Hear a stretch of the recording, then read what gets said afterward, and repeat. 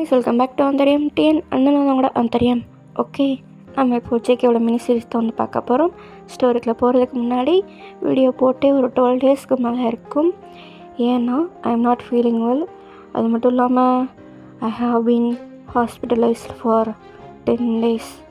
S, 10 days hospital admit ஆகிருந்தேன். Then முந்தானேக்கு like என் பர்த்டே அன்னைக்கு தான் நான் டிஸ்சார்ஜ் ஆகியே வந்தேன். என்ன சொல்கிறது, நான் சொல்லியிருந்தேன் நான் வந்து ஒரு ஃபுட்பால் பிளேயர்னு. மேட்ச்சுக்கு போன இடத்துல கிளைமேட் சேராமல், தண்ணி சேராமல், ஃபுட்டு சேராமல் எல்லாமே கொஞ்சம் பாடியில் கொலாப்ஸ் ஆயிடுச்சு. அதனோட பின் விளைவுகள் தான் கொஞ்சம் ஹாஸ்பிட்டல் இருக்க வேண்டியதாக போயிடுச்சு. பட் இப்போது நான் ஆல்ரைட். என்ன கொஞ்சம் கோல்டு காஃப் தான் இருக்கும், அதனால் வாய்ஸ் கொஞ்சம் கேவலமாக தான் இருக்குது. அதை மட்டும் அட்ஜஸ்ட் பண்ணிக்கோங்க. சரியா ஸ்ட்ரெயிட்டாக ஸ்டோரிக்குலேருந்து போயிடலாம். எதுலேருந்து வச்சுருந்தோமோ அன்றைக்கி கண்டிப்பாக அதில் வச்சுருந்துருப்போனா, நீங்கள் அந்த பக்கத்து நாட்டு, அதாவது அந்த எதிரி நாட்டு ஃப்ரெண்ட்ஸை வந்து போட்டு தள்ளியிருந்துருப்பீங்க. அட் த சேம் டைம் அந்த ரூம்குள்ளே ஜேகே வந்து நுழைஞ்சிருந்துருப்பான். நீங்கள் அவனை பார்த்து ஷாக் ஆன மாதிரி நின்றுருப்பீங்க. அதோட ஓட்டமாக சென்னக்ஷாவை பார்க்கல வாங்க. நீங்கள் அவனை ஷாக்காக பார்த்துட்ருக்கீங்க. நம்ம ஜேகே உங்களை தான் பார்த்துட்ருக்கான். ஒன்றும் இல்லைல்ல அப்படின்னு சொல்லி அதை கேட்குறான். இப்போ தான் நீங்கள் ரியாலிட்டிக்கே வர்றீங்க. உங்களுக்கு கோவம் செம்மையாக வருது. இன்றைக்கி என்ன பண்ணுறீங்க, மூளை கீழே கலண்டுருச்சா அப்படின்னு சும்மா வந்து கத்துறீங்க. நம்ம ஜேகே ஒன்றும் இல்லை உனக்கு அப்படின்னு சும்மா திரும்பி கேட்குறான். நான் என்ன கேட்குறேன், நீ என்ன பேசிகிட்ருக்க அப்படின்னு சும்மா வந்து சொல்கிறீங்க. பட் நம்ம ஜேகே எதுவுமே பேசாமல் உங்களை வந்து அப்படியே ஹக் பண்ணிக்கிறான். உங்களுக்கு செம்ம ஷாக்கு. நீங்கள் என்ன பண்ணுறீங்க அப்படின்னு சும்மா வந்து கேட்குறீங்க. நம்ம ஜேகே ஏன் இந்த முடிவு எடுத்த அப்படின்னு சும்மா கேட்டு மறுபடியும் உங்களை டைட்டாக ஹக் பண்ணுறான். நீங்கள் எதுவுமே சொல்லாமல் ஃப்ரீஸ் ஆனமாக நிற்கிறீங்க. அவனை ஹக் பேக்கும் பண்ணலை.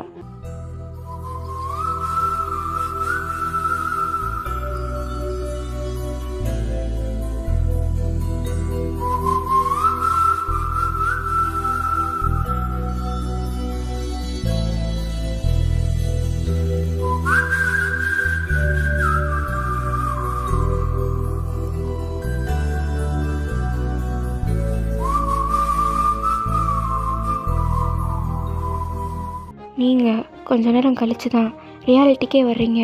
அப்படியே நம்ம ஜேகேயை வந்து தள்ளி விட்றீங்க.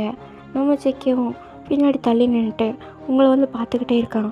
நீ எதுக்கு இங்கே வந்த அப்படின்னு சும்மா வந்து கேட்குறீங்க. என் பொண்டாட்டியை கூப்பிட்டு போக வந்தேன் அப்படின்னு சும்மா வந்து சொல்கிறான். நீங்கள் ஆளை பார்த்துட்ருக்கீங்க, என்னது பொண்டாட்டியா அப்படின்ற மாதிரி தான். அப்போது தளபதி அப்படின்னு சும்மா ஒரு சவுண்டு. நீங்கள் திரும்பி பார்க்குறீங்க. பார்த்தா உங்கள் கூட வந்தாங்களே பணிப்பெண்கள், அவங்கெல்லாம் வந்து வந்திருக்காங்க. என்னாச்சு அப்படின்னு சும்மா வந்து கேட்குறீங்க. இந்தாங்க இந்த மாற்று மருந்து உடனே குடிங்க அப்படின்னு சும்மா சொல்லி கொடுக்குறாங்க. நீங்களும் அதை வந்து குடிக்கிறீங்க. நம்ம ஜேகேக்கு வந்து ஒன்றும் புரியல. என்ன மருந்து இது அப்படின்னு சும்மா வந்து கேட்குறான் அவங்கக்கிட்ட. அது வந்து என்னன்னு சொல்லுங்கள் அப்படின்னு சும்மா கேட்டவுடனே இவங்களும் வந்து சொல்கிறாங்க, நீங்கள் விஷம் தடவிக்கிட்டது, அதுக்கான மாற்று மருந்து தான் இது அப்படின்னு சும்மாலாம் சொல்கிறாங்க. நம்ம ஜேகே உங்களை ஒரு மாதிரி ஷாக்காக பார்க்குறான். என்ன பண்ண அப்படின்னு சும்மா வந்து கேட்குறான். உன்னோட அதிர்ச்சியை நிப்பாட்டு, இந்த மருந்து குடி அப்படின்னு சும்மா வந்து கொடுக்குறீங்க. நம்ம ஜேகே எனக்கு எதுக்கு அப்படின்னு சும்மா வந்து கேட்குறான். கட்டி பிடிச்சலடா, குடிச்சு தொலைடா அப்படின்னு சும்மா வந்து சொல்கிறீங்க. நம்ம ஜேகேவும் உங்களை ஒரு பார்த்துட்டு அந்த மருந்தே வாங்கி குடிக்கிறான். உங்களுக்கு லைட்டாக ஒரு மாதிரி கேரான மாதிரி இருக்குது.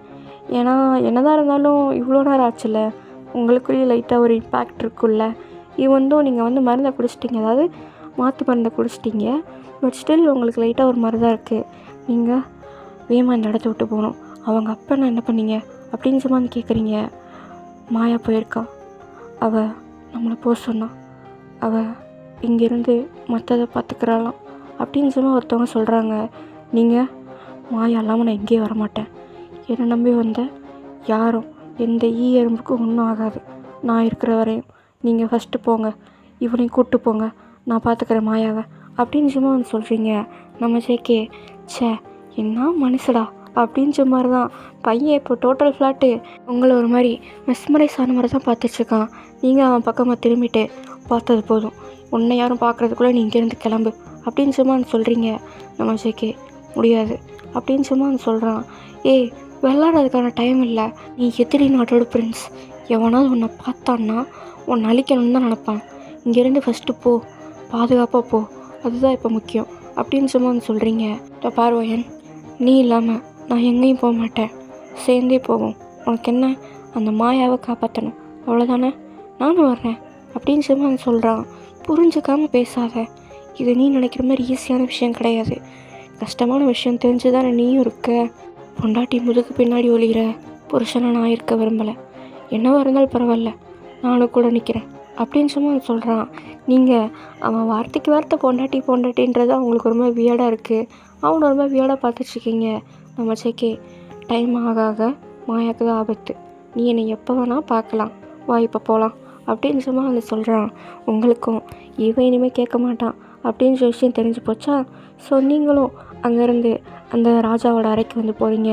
மற்ற பணிப்பெண்கள்லாம் ஒரு இடத்துல, அதாவது நீங்கள் ஆல்ரெடி சொல்லியிருந்திருப்பீங்க எங்கே போகணுன்னு, அங்கே வந்து போயிட்டாங்க. இப்போ நீங்களும் சேக்கேவும் மட்டும்தான் அந்த ராஜாவோட அறைக்கு பதுங்கி பதுங்கி போகிறீங்க. இது வந்து மிட் நைட்டுன்றதுனால அங்கே அவ்வளோவா ஆள் கிடையாது. அதாவது இந்த போர் வீரர்கள் அவங்களாம் இருப்பாங்கள்ல, அவங்களாம் அங்கே ஆள் கிடையாது. அதுக்கும் நீங்கள் ஒரு செட்டப் வந்து இந்த பணிப்பெண்களை வச்சு பண்ணியிருந்திருப்பீங்க. அதனால் அந்த ராஜா அறை அந்த மாதிரி முக்கியமான இடங்களில் போர் வீரர்கள் வந்து இல்லை. நீங்கள் அவன் அறைக்கிட்ட போன உடனே உங்களுக்கு மாயாவோட அலறல் சத்தம் தான் கேட்குது. லைக் அவன் வந்து மாயா கிட்ட தப்பாக நடந்துக்க பார்ப்பான் போல், அந்த சவுண்டு தான் கேட்குது. நீங்கள் வேகமாக உள்ளே வந்து போகிறீங்க. போய் பார்த்தா நம்ம மாயா மேலே வந்து அவன் படுத்து ஒரு மாதிரி அப்யூஸ் பண்ணுற மாதிரி வந்து ட்ரை பண்ணிட்டுருக்கான். நீங்கள் போன உடனே அங்கே இருந்த வாழை எடுத்து அவன் மேலேயே இறக்குறீங்க. முத்துக்கிலேருந்து அவனோட கழுத்து வலி வந்து இறங்கிடுச்சு அந்த வாழை. அவன் அப்படியே நாக் அவுட் ஆகுறான். எஸ், அவன் கதையும் முடிஞ்சிச்சு. நீங்கள் மாயாவை அப்படியே எழுப்பிட்டு உனக்கு ஒன்றும் இல்லைல்ல அப்படின்னு சும்மா வந்து கேட்குறீங்க. இல்லை இல்லை தளபதி அப்படின்னு சும்மா வந்து சொல்கிறா. நீங்கள் அப்படியே நம்ம மாயை வந்து ஹக் பண்ணிக்கிறீங்க. அவளுக்கு வந்து லைக் 16 வயசு அந்த மாதிரி தான் இருக்கும். அவளும் உங்களை ஹக் பண்ணிவிட்டு அழுகிறா. நான் தான் உன்னை இந்த விஷயத்துக்கு போக வேணான்னு சொன்னேன்ல. இல்லை, அவங்கெல்லாம் அந்த படை வீரர்களை பார்த்துட்டு இருந்தாங்க. என் பங்குக்கு நானும் உங்களுக்கு ஏதாவது உதவி பண்ணணும்னு நினச்சேன், அதனால தான் அப்படின்னு சும்மா வந்து சொல்கிறா. நீங்கள் அவள் கண்ணீர்லாம் தொடச்சி விட்டு சரி வா போகலாம் அப்படின்னு சும்மா சொல்லிட்டு அவளை வந்து யாருக்குமே தெரியாத ரகசிய வழி, அதாவது நீங்கள் உங்கள் கேர்ள்ஸுக்கு சொல்லியிருந்திருப்பீங்கள்ல, அதே வழியில் நீங்களும் ஜேகேவும் வந்து அங்கேருந்து வந்து போகிறீங்க அந்த பணிப்பெண்கள் கிட்ட. நீங்கள் அப்படி பணிப்பெண்கள் கிட்ட போகிற அதே சமயம் இங்கே அந்த அரண்மனை ஃபுல்லாக தீப்பிடிக்க வந்து ஆரம்பிக்குது. எஸ், இதுவும் உங்களோட பிளான் தான். நீங்கள் அதை பார்த்து லைட்டாக ஸ்மெல் பண்ணிட்டு இந்த பக்கமாக நடக்கிறீங்களா? நம்ம ஜேகே பார்க்குறான். நம்மளும் கொஞ்சம் வேறு லெவல் தான் போலையே, எல்லாத்தையும் பிளான் பண்ணி தான் பண்ணியிருக்கா, நம்ம தான் கொஞ்சம் அவசரப்பட்டோம் போல் அப்படின்ற மாதிரி தான் வந்து பார்த்துட்ருக்கான். தென் நீங்கள் உங்கள் பணிப்பெண்களாக இருப்பாங்கள்ல, அங்கேயும் வந்துட்டு போகலாம் அப்படின்னு சொல்லி வந்து சொல்கிறீங்க. நாட்டு எல்லையில் படை வீரர்கள் ரெடியாக இருப்பாங்க அப்படின்னு சொல்லி இன்னொரு பணிப்பெண் சொல்கிறா. சரி ஓகே, அங்கே போகிற வரையும் யார் கண்ணிலையும் படக்கூடாது, காட்டு வழியாக தான் போகணும், ஊருக்குள்ளே கூட நம்ம போகிறது கிடையாது அப்படின்னு சொல்லி வந்து சொல்கிறீங்க. எல்லோரும் சரின்னு சும்மா சொல்லிட்டு அவங்க குதிரையில் வந்து ஏறிக்கிறாங்க. எஸ், எல்லா குதிரையும் நீங்கள் ரெடியாக தான் வச்சுருந்துருப்பீங்க. தென் குதிரை மூலியமாகவே காட்டு வழியிலே வந்து போகிறீங்க.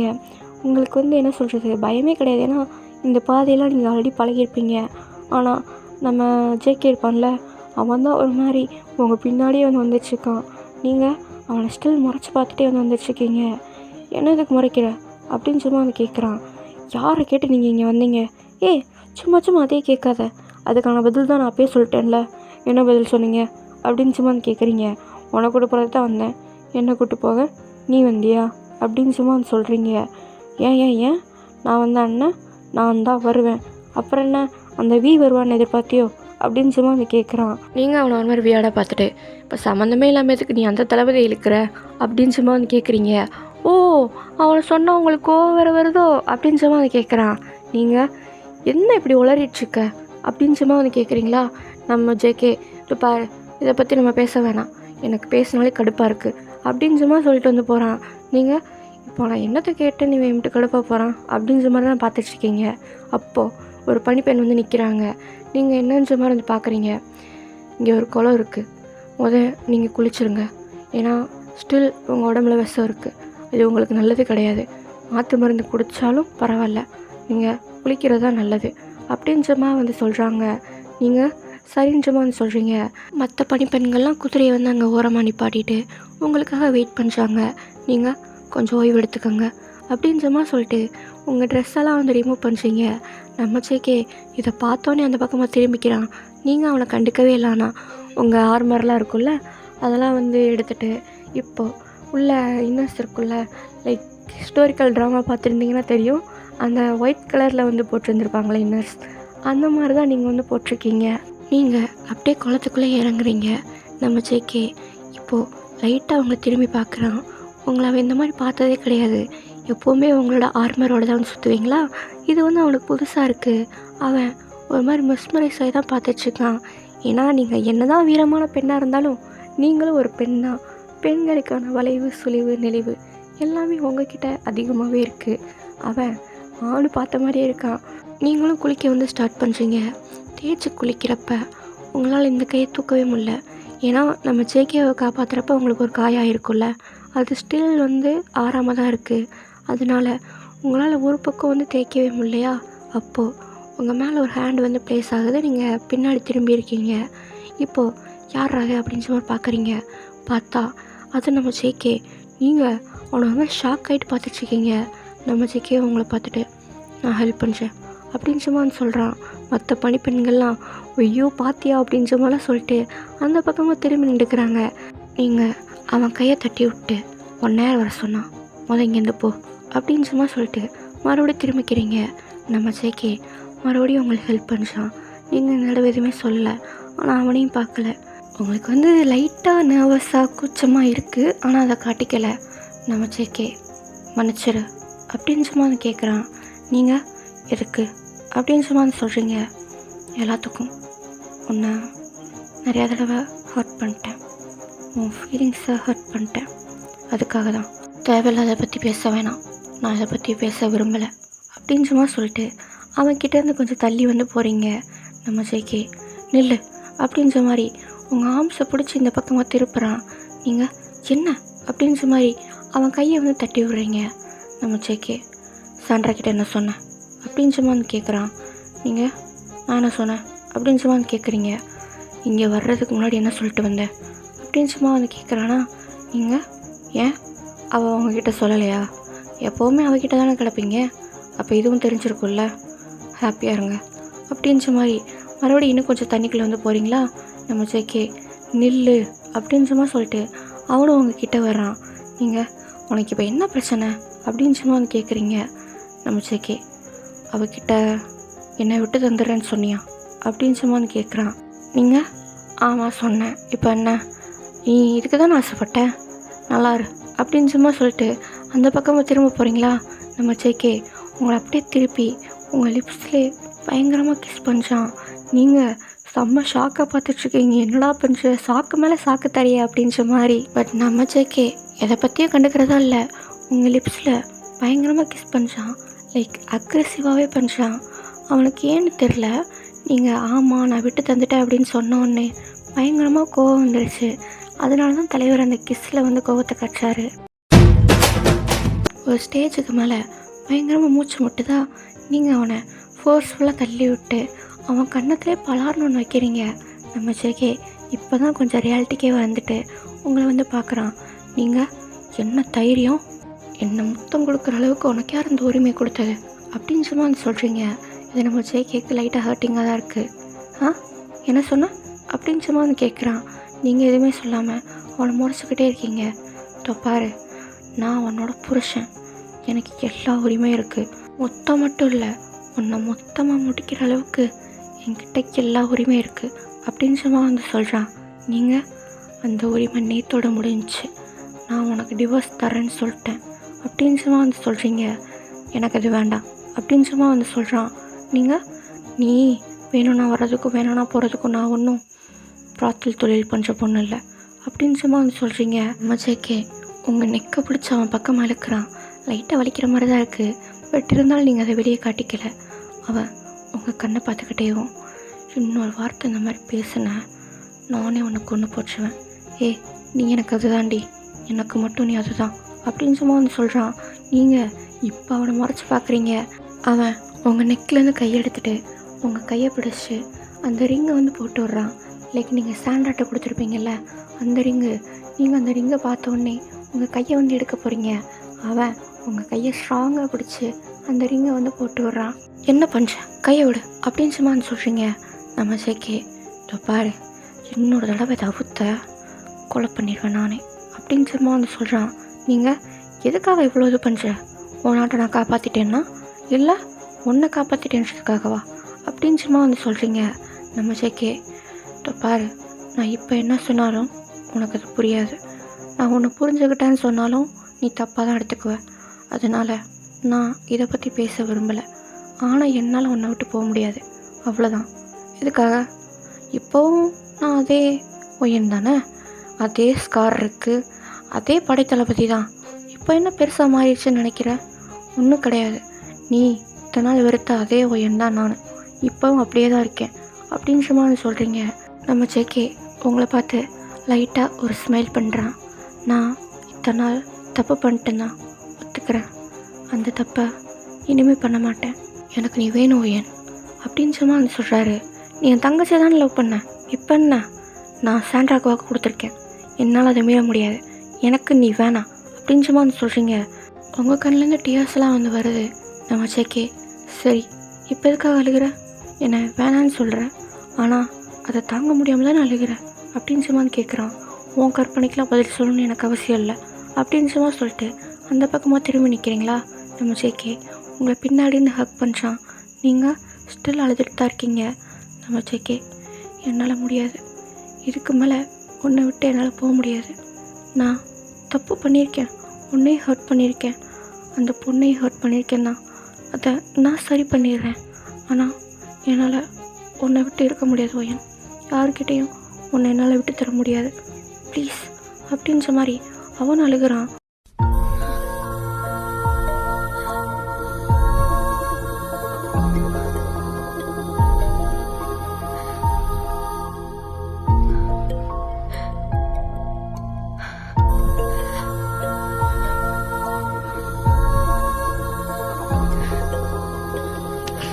நீங்கள் கொஞ்ச நேரம் கழித்து அவன் கையை எடுத்து விட்டு அங்கேருந்து போகிறீங்க. அப்போ நம்ம ஜேகே உங்கள் கையை பிடிச்சிட்டு, சரி ஓகே, உனக்கும் வேணாம் எனக்கும் வேணாம், ஒரு பந்தயம் வச்சுக்கலாம் அப்படின்னு சும்மா அவன் சொல்கிறான். நீங்கள் என்னது அப்படின்ற மாதிரி அவனை கன்ஃபியூஸாக பார்க்குறீங்க. நம்ம ஜேகே, நம்ம 2 பேரும் சண்டை போடுவோம், நீ ஜெயிச்சிட்டா நீ சொல்கிறத நான் கேட்குறேன், அதே நான் ஜெயிச்சிட்டா நீ என் கூட இருக்கணும், நான் சொல்கிறத நீ கேட்கணும், ஓகே அப்படின்னு சும்மா அவன் கேட்குறான். நீங்கள் நான் தான் ஜெயிப்பேன் உனக்கு நல்லாவே தெரியும், ட்ரை பண்ணலாமே அப்படின்னு சும்மா சொல்கிறான். நீங்கள் அப்புறம் தலையெழுத்து அப்படின்னு சும்மா சொல்லிட்டு அங்கேருந்து போகிறீங்க. நம்ம ஜெயிக்கவும் ஒரு மாதிரி பிரேக் ஆன மாதிரி தான் உங்கள் கூட வந்துட்டுருக்கான். நீங்கள் 2 பேரும் சேர்ந்து லைக் உங்கள் பணிப்பெண்களோட உங்களோட ராஜ்யத்துக்கும் போய் சேர்றீங்க. அதை எல்லோரும் திருவிழா மாதிரி கொண்டாடுறாங்க. ஓகே ஆர்மிஸ், இதை எங்கேயே ஸ்டாப் பண்ணலாம். ஃபைனல் பார்ட் நாளைக்கு பார்ப்போம். ஓகே, பாய்.